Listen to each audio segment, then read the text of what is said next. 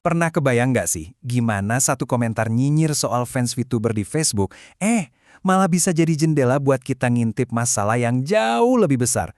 Bahkan, bisa dibilang ini adalah krisis yang dihadapi satu generasi.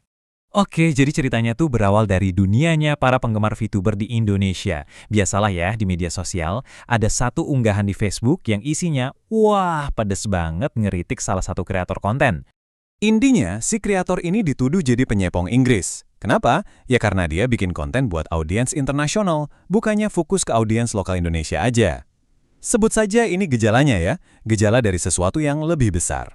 Nah, sekilas kan kedengarannya kayak drama online biasa aja ya. Tapi, tunggu dulu. Sebenarnya ada alasan yang logis banget, yang masuk akal banget kenapa para kreator itu lebih milih audiens global.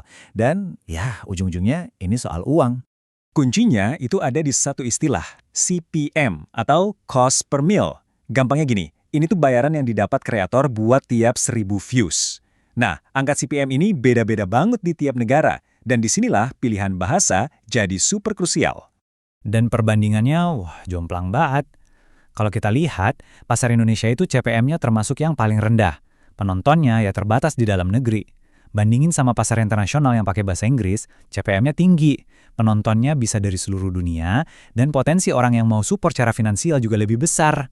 Jadi dari sisi bisnis, ini keputusan yang sangat-sangat masuk akal kan.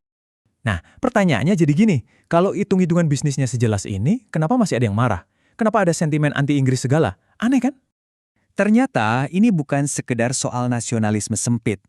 Menurut sumbernya, kemarahan ini cuma puncak gunung es. Di bawahnya ada masalah yang jauh lebih besar, lebih dalam, dan jujur aja lebih menakutkan. Kita bicara soal krisis di sistem pendidikan kita. Masalah ini mulai kebongkar waktu seorang peneliti nge-share temuannya. Terus muncullah balasan dari seorang guru yang, wow, bikin kaget. Bayangin, seorang guru SMP ngaku ada muridnya di kelas 7 yang belum bisa baca. Dan ternyata itu bukan cuma 1-2 kasus. Gak lama setelah itu, media sosial langsung banjir cerita-cerita serupa dari guru-guru lain di seluruh Indonesia. Ada anak SMK yang bacanya nggak lancar, siswa yang bolos berbulan-bulan tapi tetap naik kelas, sama sekali nggak ada motivasi karena PR dan absen nggak ngaruh, bahkan anak kelas 12 ada yang belum hafal perkalian 1-10. Sampai-sampai ada yang nggak tahu apa itu 5W1H. Ini gambaran yang suram banget. Coba deh kita bayangin ya, ada cerita anak kelas 4 SD yang buat ngerjain soal tambah-tambahan sederhana aja bingung banget. Udah dibantu pakai jari, pakai gambar, tetap nggak bisa. Ini kan kegagalan di level yang paling dasar dan esensial. Oke, pertanyaannya sekarang kok bisa sampai separah ini? Apa sih akarnya?